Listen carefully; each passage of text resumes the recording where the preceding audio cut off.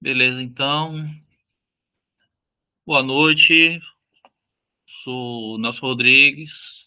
Estamos no grupo de estudo Filosofia e Arqueologias do Sofrimento.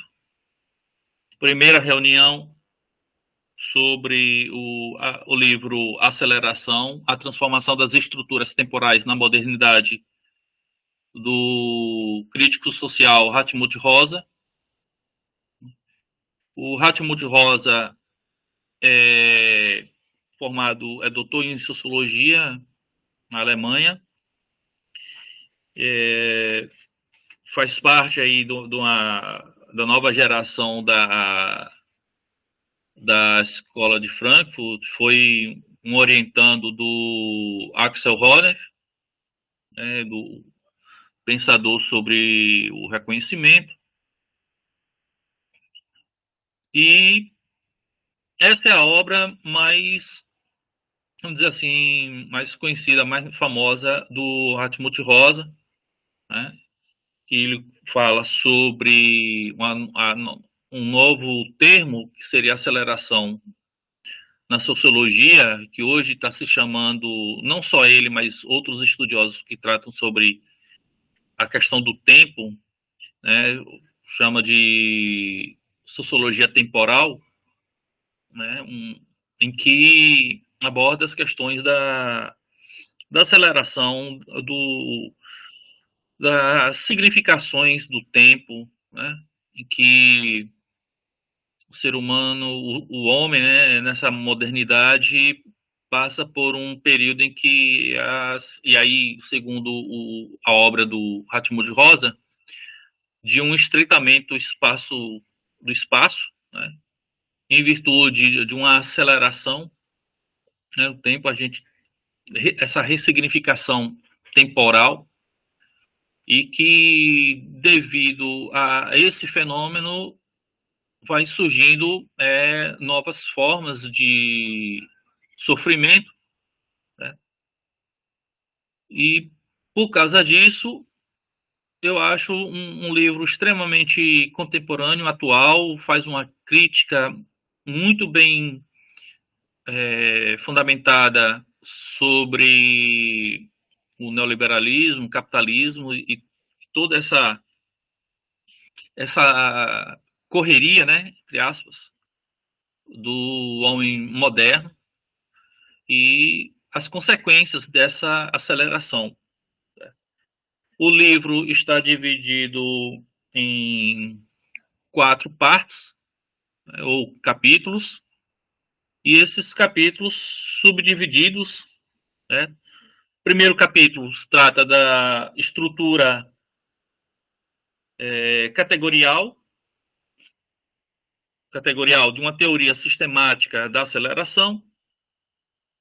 O segundo capítulo fala sobre a efetuação e formas de manifestação em uma fenomenologia da aceleração social. No terceiro capítulo, ele vai falar sobre as causas dessa aceleração e, no quarto capítulo, as consequências. A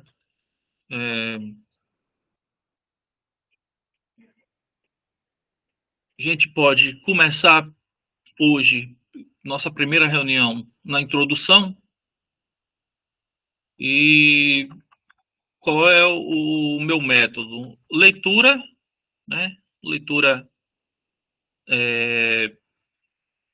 imersiva, um trabalho mesmo de exegese do texto, mas que em determinados momentos poderemos abrir espaço para menção a outras obras, né, a outros autores ou a outras obras do Hartmut Rosa, para o melhor entendimento dessa obra. Então, quem está presente, eu agradeço. Agradecer o grande apoio e ajuda do nosso colega Alberto, que está fazendo aí esse trabalho técnico, né? E agradecer os presentes também.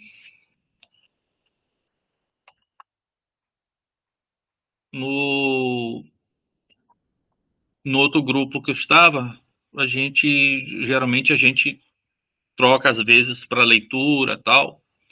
Então, né, chega às vezes a pessoa cansa, então eu gostaria depois acertar com vocês, cada reunião, um dos membros puder ler uma parte, certo?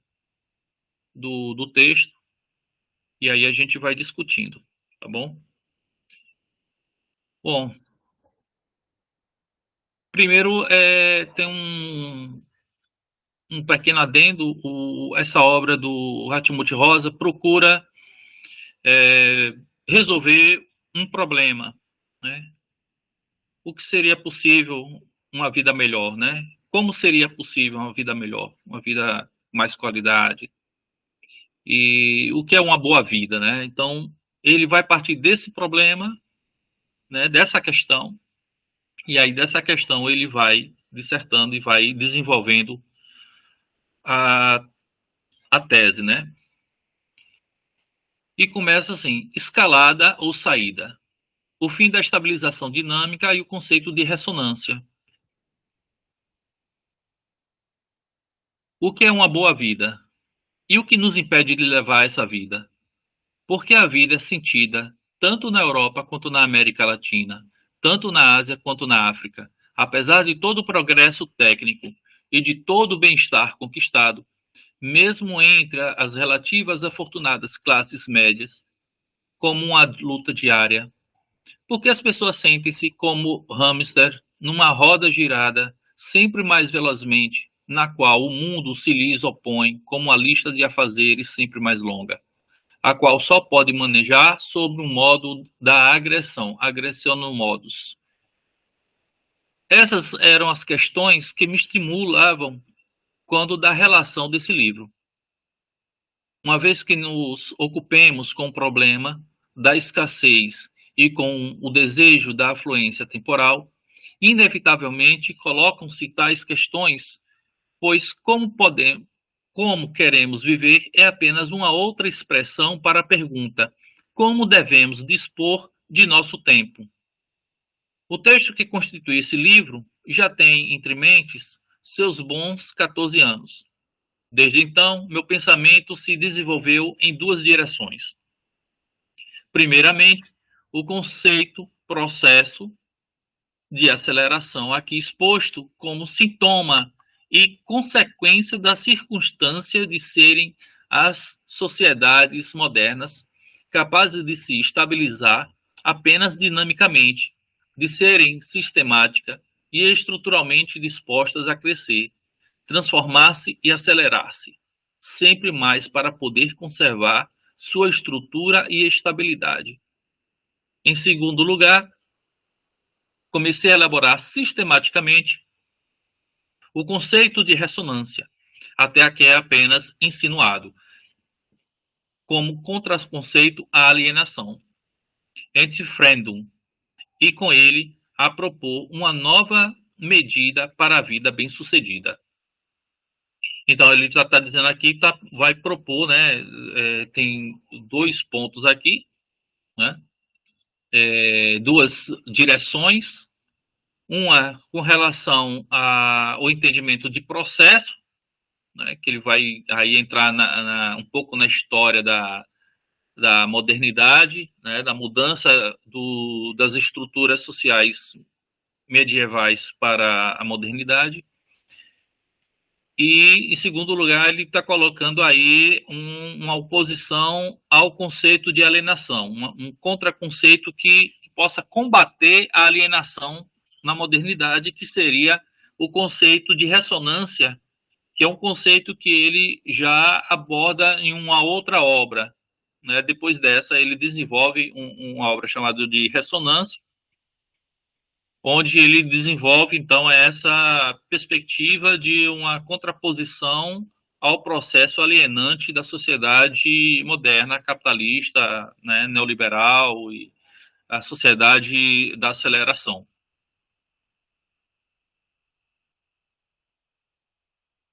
A estabilização dinâmica como modus fundante de uma formação moderna. Diferentemente do que se passa na filosofia ou nas ciências da cultura, nas quais a modernidade é frequentemente compreendida como projeto epistêmico e normativo, a qual se somam transformações dos padrões de legitimação e nas práticas sociais e culturais a ele conectadas, impôs-se largamente nas ciências sociais a representação segundo a qual a modernidade deve ser conceituada, antes de tudo, como transformação processual, como descrito, por exemplo, nas clássicas teorias da modernização fiadas por Parsons. Mas também muitas outras, na verdade, a maioria das teorias sociais atualmente discutidas concebem a modernidade no sentido de um processo, em maior ou menor medida direcional, que se apresenta como transformação, cujo cerne encerra em si, por regra, contínua diferenciação social, racionalização individual, individuação ou domesticação.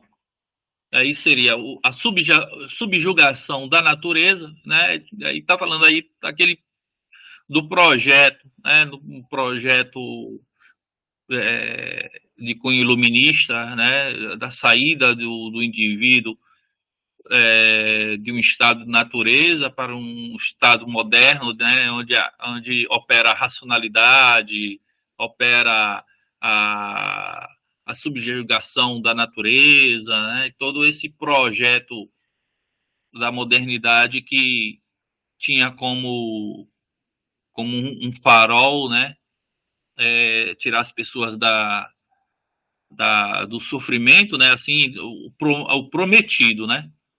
Tirar as pessoas do sofrimento, né? Da ignorância, da religião, tudo mais, e colocar numa sociedade racional, burguesa, tipicamente estabelecida. É claro que isso aí vai estabelecer uma crítica enorme. Mas, voltando ao texto, na primeira parte desse livro,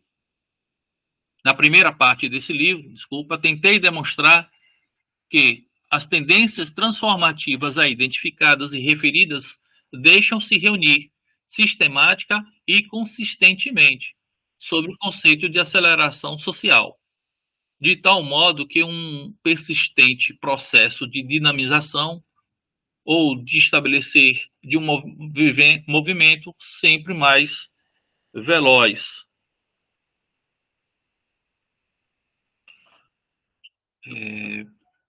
Das disposições materiais, sociais e espirituais pudesse ser definido enquanto núcleo da modernidade ou da modernização.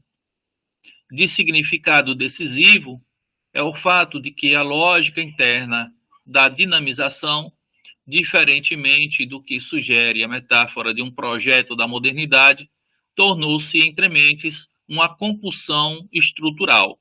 E aí depois esse termo compulsão, ele vai tirar realmente lá da psicanálise.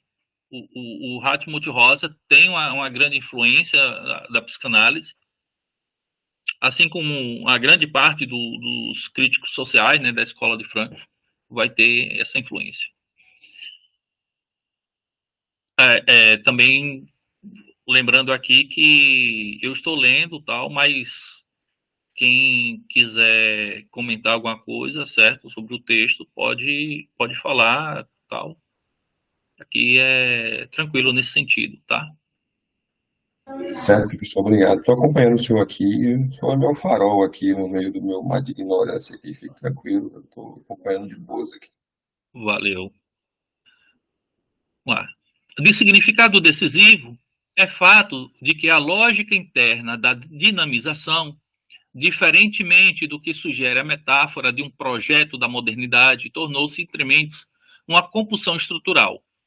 Sociedades modernas são distinguíveis pelo fato de que só poderem estabilizar e reproduzir seus domínios e sua estrutura dinamicamente, elas ganham estabilidade. por assim dizer, no e pelo movimento.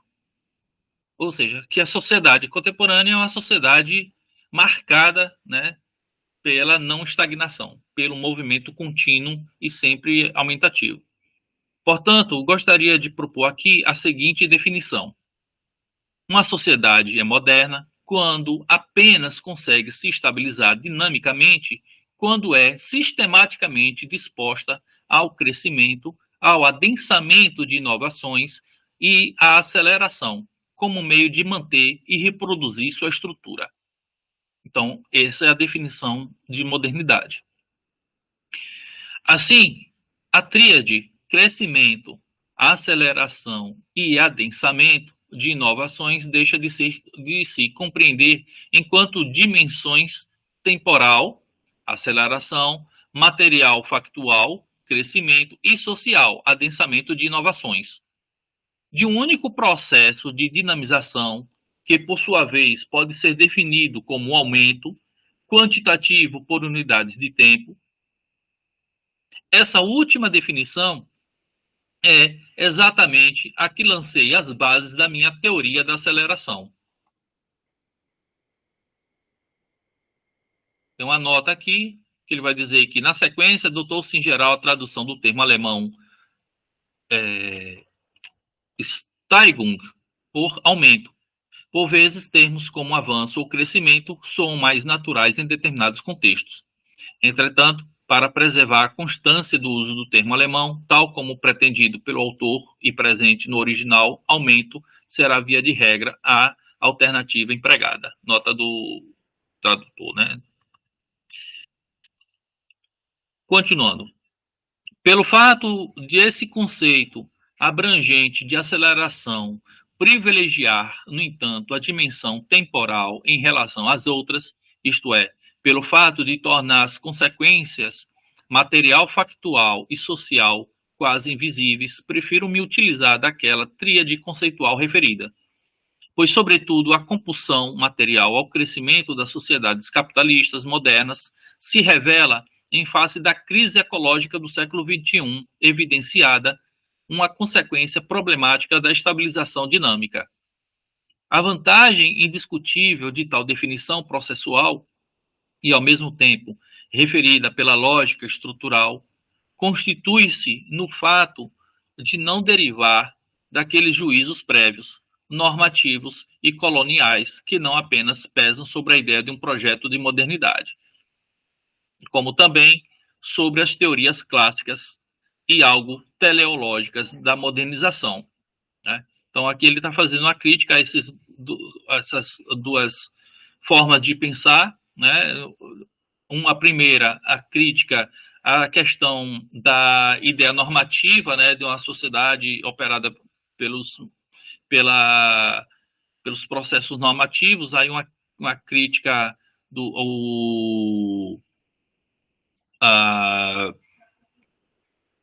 a sociologia francesa, né, de Durkheim, por exemplo, né, e teleológica no sentido de que tudo está funcionando em propício de um fim alcançável, né, de algo que está além, mas que está no horizonte da possibilidade, né, algo teleológico, algo que possui uma finalidade, possui um fim último, né, e que todos almejam.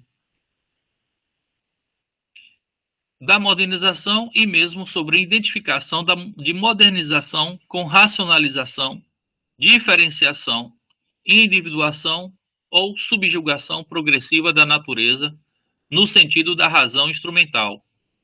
Com isso, o conceito aqui empregado, constituído no âmbito da definição de modernidade por ele proposta, permite, por um lado, a inclusão coerente da ideia de múltiplas modernidades. Então, ele aqui já desenvolve já uma outra forma de pensar, né? A possibilidade de não uma modernidade, mas várias modernidades ou projetos de modernidades, né? Aqui a gente tem que considerar que o mundo todo não é só o Ocidente, né?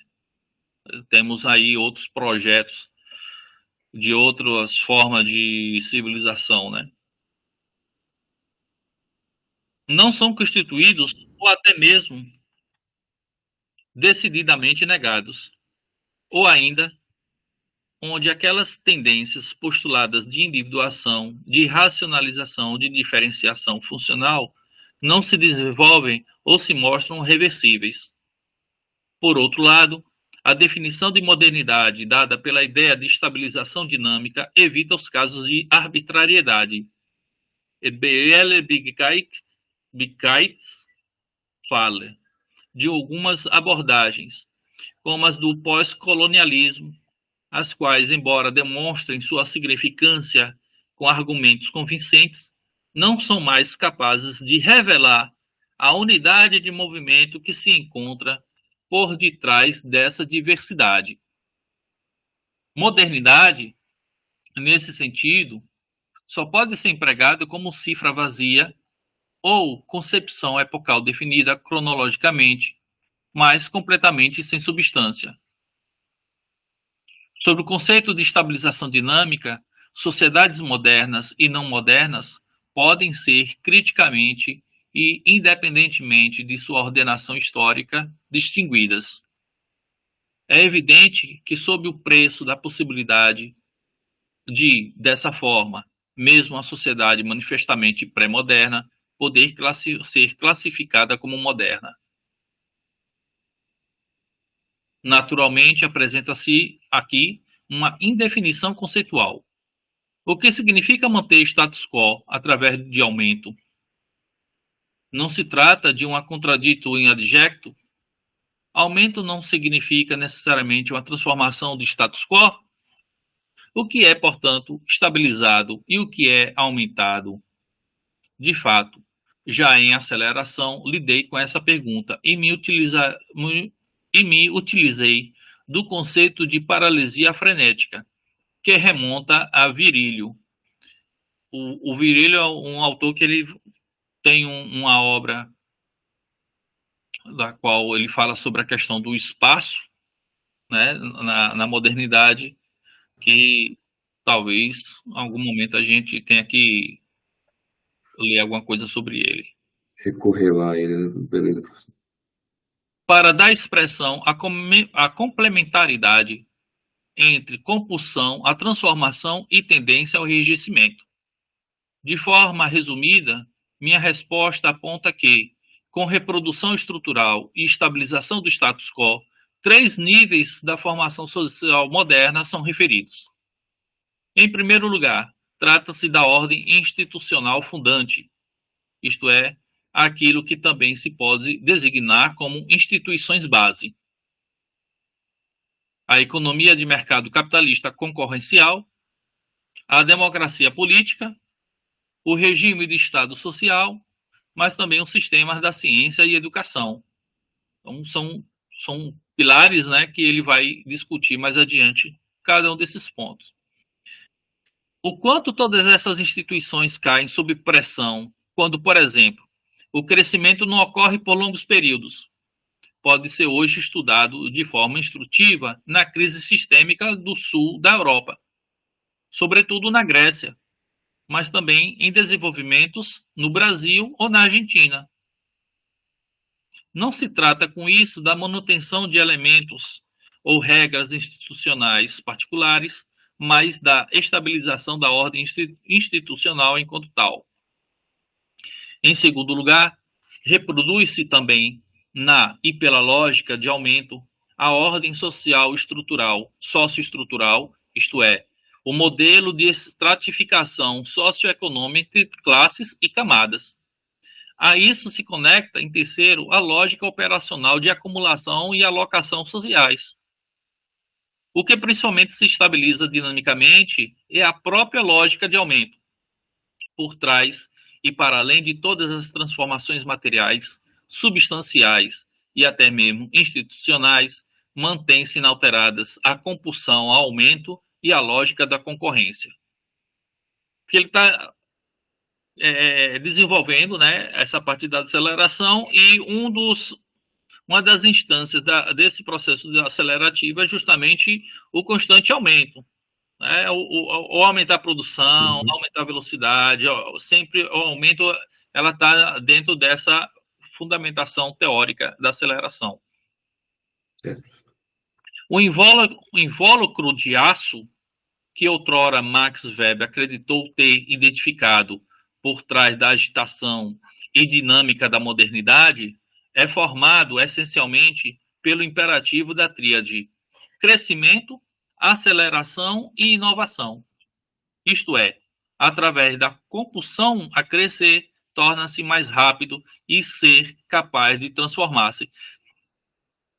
Esse invólucro de aço aí, ele tá justamente nessa questão do Max Weber, que ele vai chegar a dizer que nós vivemos, né, nesse invólucro aí de aço, que agrega uma série de questões, entre elas também normativas, e que prende o sujeito, né, dentro de uma camisa de força, mais ou menos assim, nesse sentido. A gente pode depois partir para limites e regras já estabelecidos, né? Outro dia teve um autor que estava comentando isso, mas agora não me vem à memória. Ele acho que é o Carrasco, uma coisa assim. Ele é um professor de filosofia do direito da USP, e ele é ele é até novo. Ele tratou desse assunto e acho que ele comenta isso num novo livro chamado de Sociologia do Brasil, um livro novo que ele acabou de publicar. Mas se vocês quiserem falar alguma coisa sobre invólucro de aço aí, pode dizer, viu? Quem tiver mais por dentro desse assunto.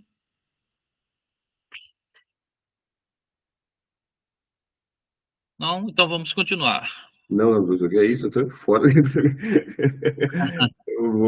Vamos continuar, que eu já anotei, já vou ter que me desdobrar num monte de coisas aqui. Já anotei aqui o Sociologia do Brasil e a obra de Virilha também, para poder complementar Beleza. no futuro próximo. Vamos lá. Depois eu posto isso no grupo também. Certo. É a simultaneidade da ocorrência de uma estática e invariável compulsão ao aumento e da transformação escalar. Portanto, o que constitui a especificidade da sociedade moderna, né? Aquilo que mais está enraizado, aquilo que está mais central, fulcral, assim dizer, bem como que pode ser compreendido como aquilo que permite decifrar a modernidade, a moderna relação institucional com o mundo, pois aquela tríade do imperativo de aumento não conduz a velocidades, volumes de produção e taxa de transformação aumentada gradual e constantemente. Antes, conduz imediatamente a um círculo escalar. Se as taxas de aumento se mantiverem percentualmente parecidas, os volumes de crescimento e de transformação sobem de forma exponencial no sentido de uma curva escalar. A quantidade de bens produzidos, distribuídos e consumidos, de matérias-primas utilizadas e de transformações aumenta velozmente, bem como a velocidade de processamento dos computadores ou da velocidade de difusão das notícias, e daí por diante. Então, ele está dizendo aí que é uma característica, né, da nossa sociedade o aumento. Isso aí ele abrange para todas as áreas. O aumento, não só o aumento produtivo de mercadorias, mas tecnológico e transporte, informática, tudo mais. A dureza de aço dessa dinâmica escalar faz-se notória na seguinte circunstância. Não importa com quanto êxito individual e coletivamente vivemos, trabalhamos e nos orientamos economicamente neste ano. No próximo ano, para mantermos nosso lugar no mundo, devemos ser melhores, mais velozes, eficientes, inovadores. E no ano seguinte, coloca-se o nível ainda um pouco mais acima. De fato, o sucesso, a força e a eficiência do presente equivalem quase proporcionalmente à intensidade da compulsão ao aumento, que será posta no futuro. Quanto mais vigorosamente cresce a economia neste ano, quanto mais inovativos somos e mais velozes nos tornamos, tanto mais difícil será no próximo ano elevar ainda mais o desempenho atual, e com isso mais difícil será manter as taxas de aumento. Aqui se manifesta, de forma especialmente impressionante, a irracionalidade da moderna lógica escalar, que se assemelha a um correr às cegas. Os esforços de hoje não significam um alívio duradouro amanhã, antes, uma dificuldade e uma agudização do problema. Esse é um ponto chave, porque realmente é isso que acontece, né? Podemos notar. Assim, hoje o Brasil produziu 30 bilhões de sacas. Eles não se conformam que o próximo ano seja de 30. No próximo ano tem que ser 40. A balança comercial tem que ficar mais extravagante, né? No próximo ano 60 e no próximo ano 80, no nosso dia a dia, né? Eu consegui fazer tal coisa. Durante todo o ano eu consegui produzir isso. No próximo ano, eu não posso produzir a mesma quantidade de atividades. Eu tenho que produzir mais. Eu tenho que produzir o dobro, no mínimo, ou o triplo, ou o quádruplo. Por quê? Porque passa para a gente uma espécie, e aí é interessante, aí é que entra a palavra de compulsão, porque é algo que a gente não controla. Então, a gente está sempre produzindo, mas a gente não está produzindo a mesma coisa, a gente está produzindo mais do que antes. E nós somos forçados, não só pelas forças exteriores, mas por forças internas, que esse é o ponto em que eu me preocupo. Né? Como é que o ser humano, o indivíduo, o sujeito, ele consegue colocar, impor a si mesmo, né? Impor a si mesmo um tipo de processo, não dizer punitivo, mas um processo de sofrimento que tem no seu interior a possibilidade de sempre estar aumentando, de nunca parar no mesmo ponto em que parou. Certo? É você fazer, mas você fazer mais do que você fez. E se você não fez, você adoece por não ter feito. E aí vem todas aquelas questões psicológicas, né, de adoecimento, porque você tenta sempre se superar. Só que chega um momento em que o seu corpo não tolera mais, o seu corpo não tem essa capacidade de aumentar exponencialmente os seus esforços toda vez, todo ano, com novas atividades e mais e mais e mais. Tá? Então, essa é uma crítica que a gente já vai construindo a partir dessa ideia, né, desse modelo de aumentativo exponencial do processo moderno. E aí ele continua. Para conceituar o que significa o fato de a compulsão ao aumento ter se tornado um elemento nuclear do status quo cultural e estrutural, torna-se proveitoso trazer sob os olhos mais uma vez, de forma sucinta, o quão abrangente e radicalmente efetuou-se a transição de um modo de reprodução estrutural até então adaptativo, mimético e basicamente voltado à subsistência para o modo moderno de estabilização dinâmica, que, desde o século XVIII, se deu em cada âmbito particular da sociedade. Ao me referir ao antigo modo de estabilização como adaptativo, quero, no entanto, deixar claro que as sociedades externas à modernidade não eram e não são meramente estáticas. Nenhuma formação social possui consistência sem adaptações, transformações e desenvolvimentos em longos espaços de tempo. Não há nelas, no entanto, qualquer compulsão endógena estrutural a aumento ou a inovações continuada.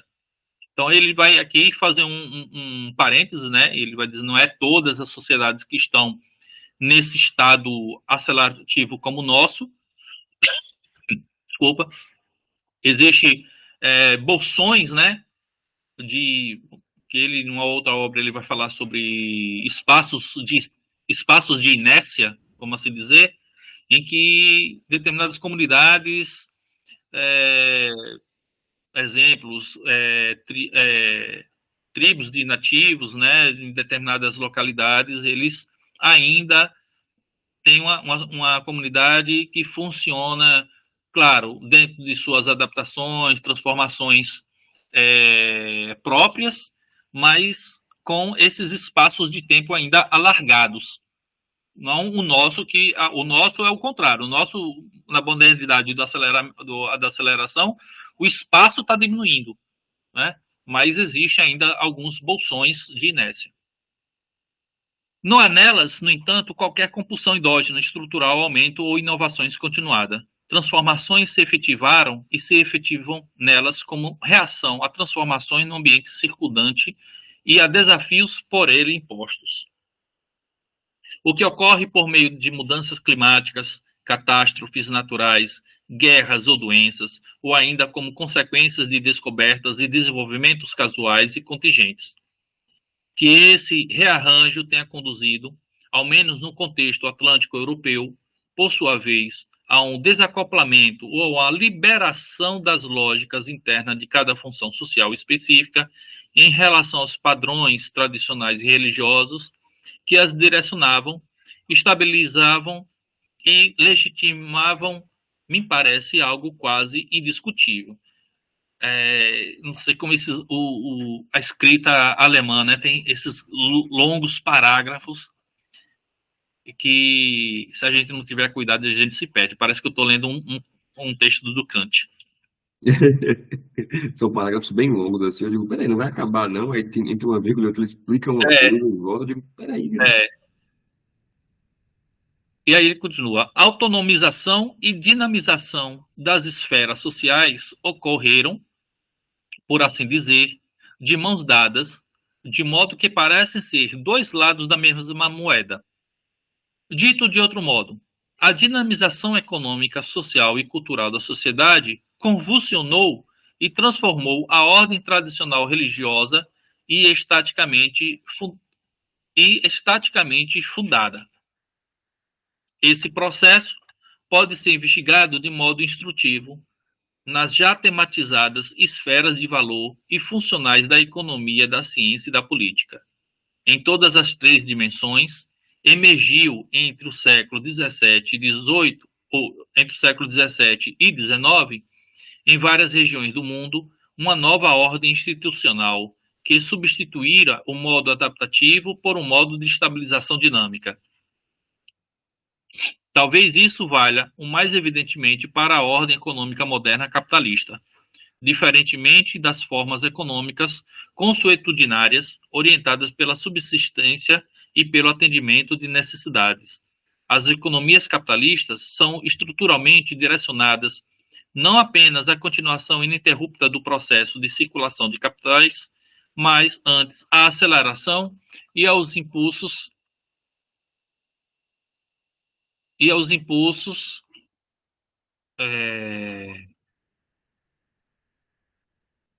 impulsionamento, da espiral material de crescimento.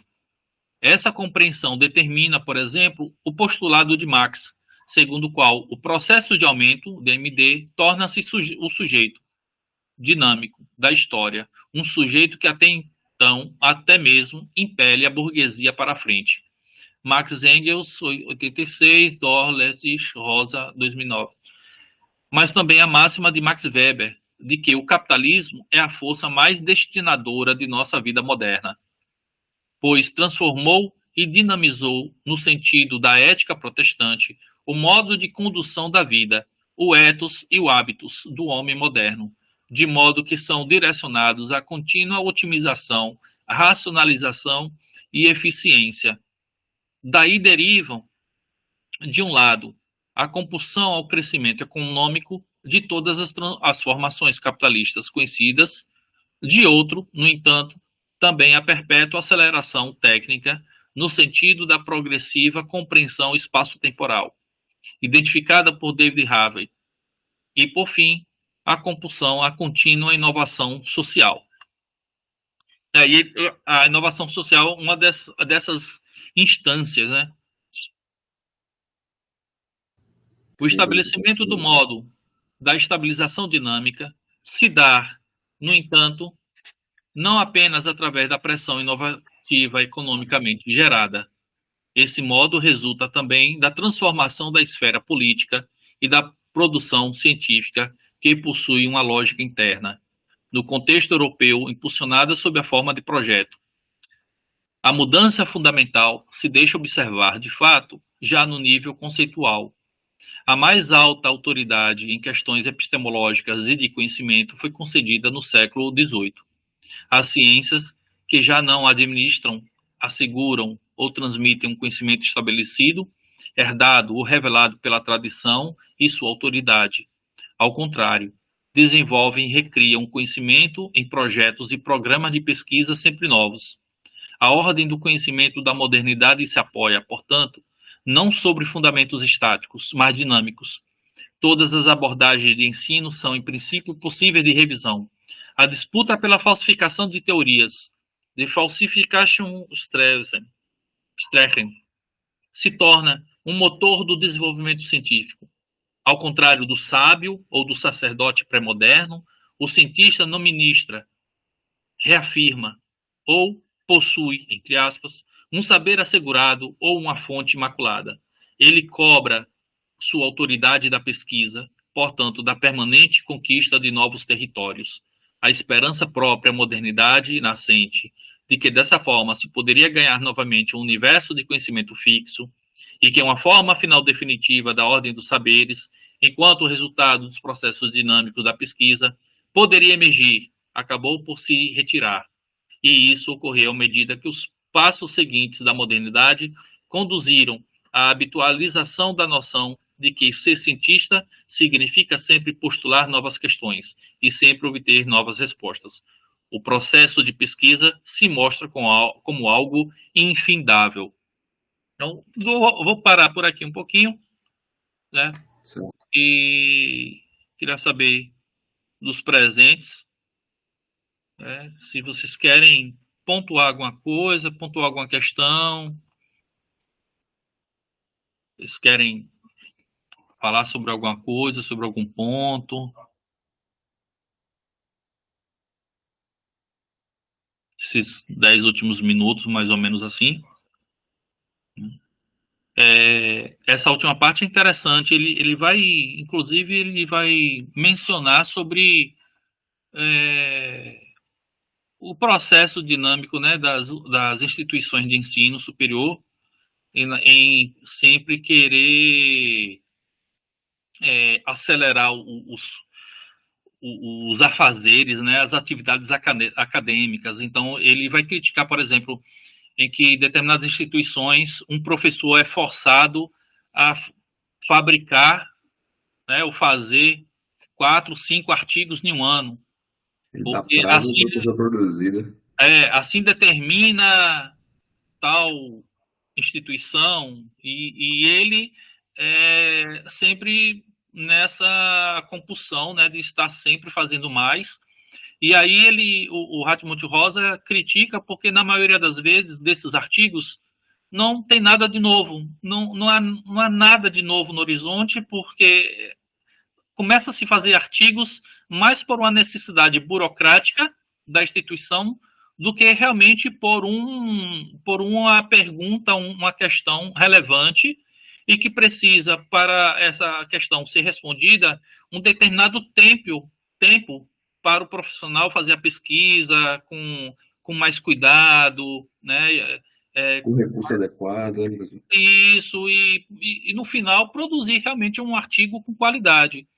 E o que ele nota é que hoje sai centenas de artigos, e quando vai olhar essa quantidade toda de artigos, não tem nada de novo, né? É sempre remoendo, então refazendo alguma coisa, alguma conclusão antes e, enfim, infelizmente os profissionais também das ciências ficam inseridos, né? Estão inseridos nessa dinâmica aumentativa exponencial da aceleração, né? Ele não consegue mais voltar. Diga aí, Alberto, por favor. É mais uma curiosidade para colaborar com a sua exposição, né? Perfeito. Esse autor, não conheço especificamente a atividade dele, mas ele faz parte do quê? De uma segunda geração da escola de Frankfurt, ou terceira? Não, ele já deve ser já da quarta. Da Alberto. quarta. Porque bem acelerada, né?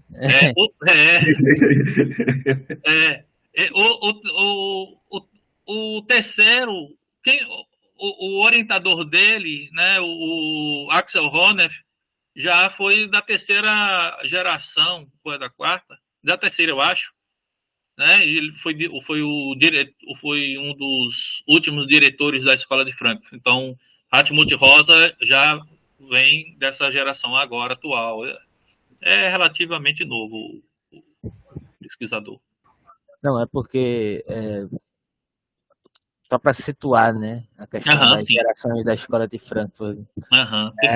Em termos de, por exemplo, a crítica que ele profere à questão da modernidade, ao processo de aceleração, está comungando com que autores e que perspectivas ele critica dentro da noção de representatividade da modernidade, por exemplo, né?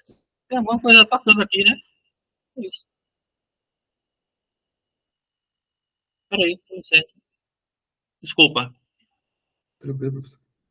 Um negócio aqui que parou aqui. Sim, ele está já numa linha de pensamento que está, vamos assim dizer, está calcada em autores como o Axel Honneth, por um lado, né? Mas também o Walter Benjamin, Freud e o Marx, o próprio Karl Marx. Então ele está meio que amparado nesses autores. Mas há outros, né? Há outros com um nível de influência menor ou um pouco maior em graus, assim. Mas vamos dizer que ele está imerso aqui nesse terreno epistemológico em que envolve a escola de Frankfurt, principalmente por Walter Benjamin, né? Axel Honneth, por um lado, Karl Marx e o Freud. Beleza, porque pelas influências a gente consegue tentar mapear mais proximamente os autores. Beleza, obrigado. Mas ele vai citar aí nessa obra, ele faz muitas citações a uma gama de autores, por exemplo, com o Max Weber, né? A crítica do Max Weber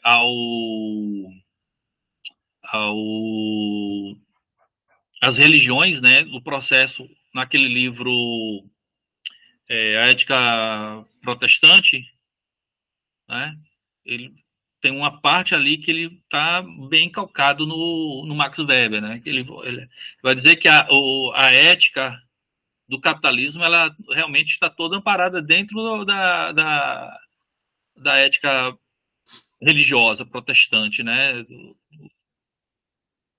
Então tem e aí é um autor muito bacana porque ele realmente ele está vivendo agora nesse momento que não o nosso, e a crítica dele é justamente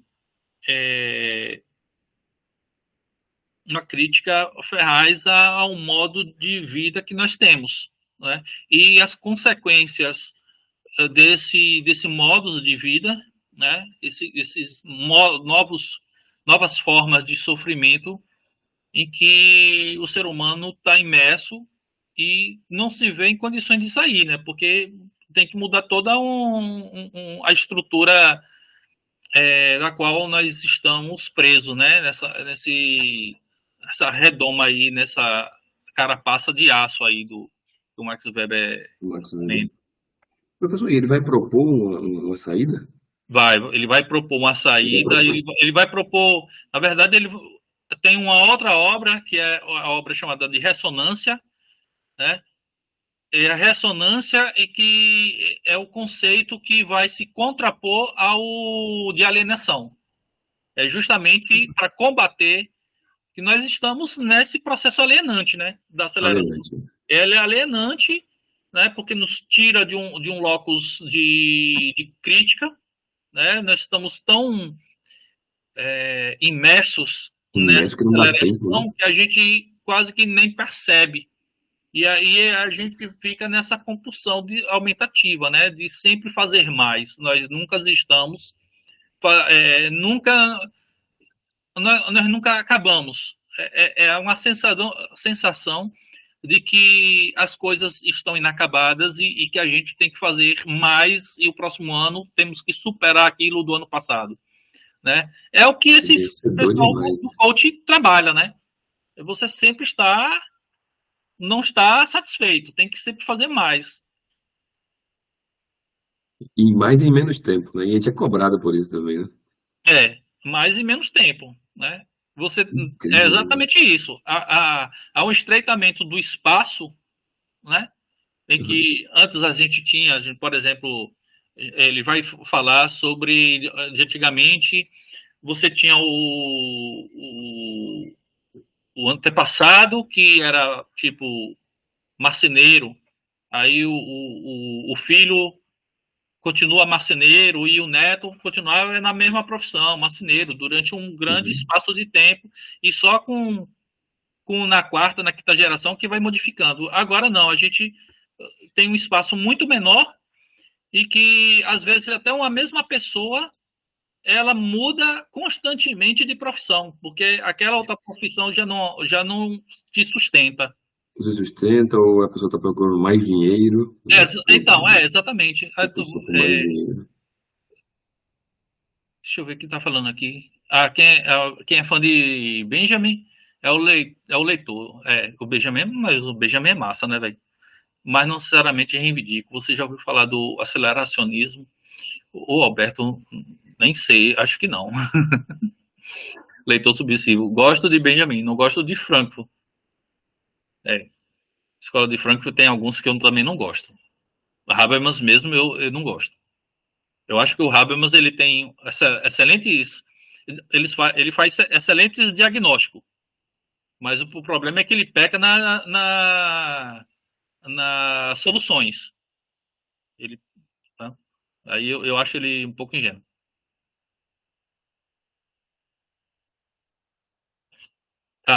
Eu também gosto de Marcuse, Alberto. Tá aí, são dois autores que realmente eu gosto. Walter Benjamin e Marcuse. Leitor subversivo. Achei que ia ter uma discussão relacionada ao tempo.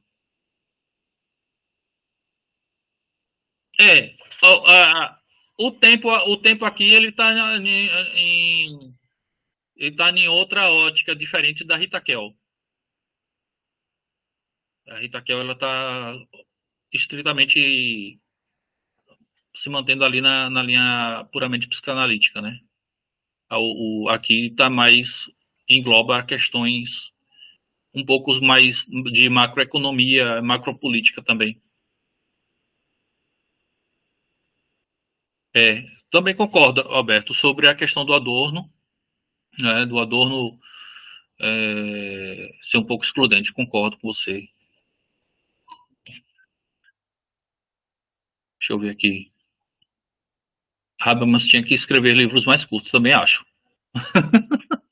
Também acho, mais conciso.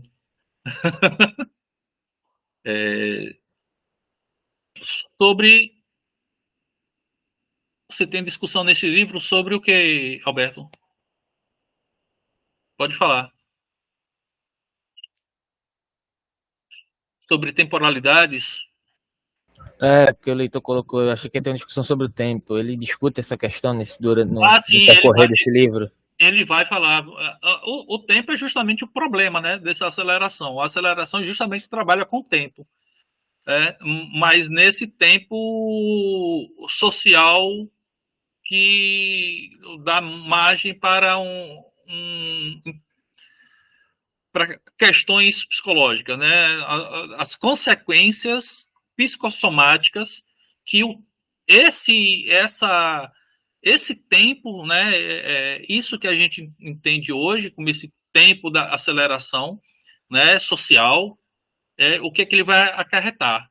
Então, sim, ele fala sobre a questão do tempo, mas não é no tempo, vamos dizer assim, cronológico. Ele perpassa muito pela questão da significação, né? A forma como nós significamos o tempo. Então, e aí é interessante que ele vai propor uma ressignificação do tempo, né?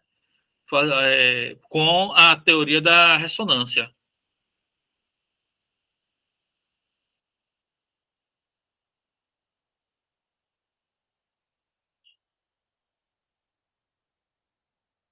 Mas vocês vão perceber que é porque aqui é só a introdução, né? Ele está dando uma introdução e explicando o que ele está acrescentando aí ao conceito de modernidade, né? E trabalhando esse conceito, porque é a partir desse conceito que ele vai estabelecer toda uma crítica depois a essa modernidade, né? Primeiro ele vai apontando o caminho dele, tá apontando o, o que é que está movendo essa discussão, né, de o que pode ser uma vida melhor para o indivíduo, e aí depois ele vai estabelecendo as categorias, né, ele vai mostrar as categorias temporais, né, de aceleração social, aceleração tecnológica, tudo tem a ver com temporalidades, mas numa perspectiva crítica a essa a forma como o indivíduo moderno, né, esse indivíduo tardio moderno está ressignificando o tempo, né? E aí a consequência é que há um estreitamento do espaço. Aí é que é o interessante, que à medida que esse tempo acelera, aquilo que passou não volta e aquilo que vem depois vem tão rápido, vem tão de uma forma tão abrupta que você mal consegue viver o tempo do aqui e agora. Entende? E aí é que eu acho que é uma crítica bacana do Hatmuth Rosa, né? Que é meio que um pouco se completa e um pouco que se associa teoricamente com a ideia de contemplação proposta por Byung-Chul Han, que é um outro que também fiquei assim, depois que eu conheci, fiquei apaixonado pela teoria do Byung-Chul Han.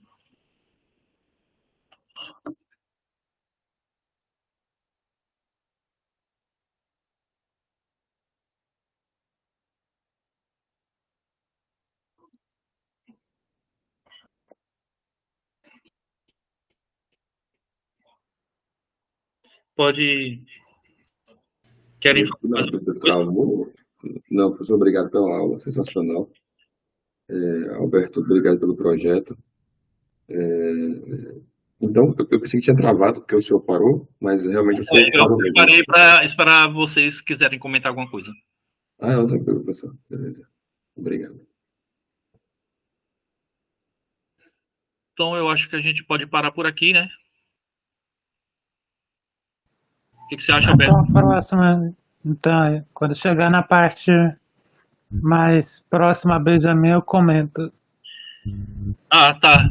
Ele vai sempre, uma hora ou outra, ele vai mencionar esses autores em alguns momentos, não é assim, em um capítulo ele só pegar aquele autor e trazer, ele vai ficar sempre recorrendo a esses autores em torno para ir construindo a tese dele. Mas eu ficaria muito feliz que você pudesse estar sempre pontuando, porque tanto você como Alberto sempre fazem excelentes pontuações, né, que melhora mais ainda os nossos estudos. Eu fico aqui agradecido a vocês, certo? Alberto, valeu, meu amigo, obrigadão pelo apoio, pela cooperação, certo? Então, boa noite a todos e até a próxima segunda-feira. Boa noite, até segunda. Boa noite. Valeu.